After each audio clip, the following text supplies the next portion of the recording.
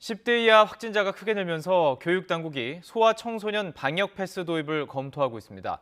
정부는 우선 관객 500명 이상의 대형 공연장에만 적용을 하고 확대할지는 앞으로 상황을 보고 논의하기로 했습니다. 이영원 기자입니다. 일상 회복 과정에서 방역이 완화되자 10대 이하 확진자가 늘고 있습니다.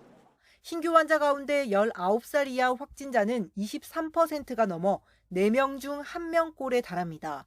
학교와 학원 등을 중심으로 집단 감염이 잇따르고 있는 건데 백신 미접종자가 많다 보니 확산세가 걷잡을 수 없이 커지는 겁니다.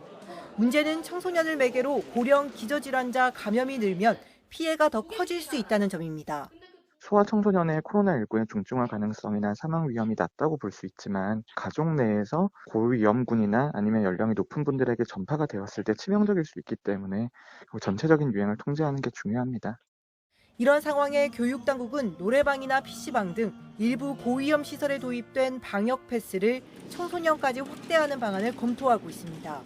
현재는 18살 이하 소아 청소년의 경우 방역 패스를 적용받지 않고 있는데 감염 취약 시설에는 이런 예외를 두지 않도록 해야 한다는 겁니다.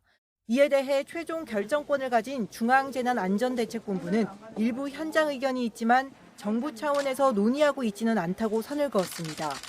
12살에서 17살 접종 완료율이 아직 낮은 데다 접종이 진행 중이라는 점이 고려됐습니다. 청소년들의 방역 패스 적용과 관련해서는 관계부처나 이 현장에서의 의견들은 있으나 중대본 차원에서는 아직 이 위험도가 높은 다중이용시설의 방역 패스 적용까지 논의되고 있지는 않습니다.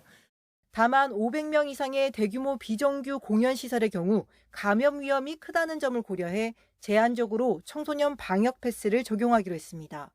자영업자 반발을 의식해 일단 최소한으로만 도입한 뒤 10대 이하 감염 사례와 위험도, 접종률 등을 고려해 방역 패스 대상 확대 여부를 검토한다는 방침입니다.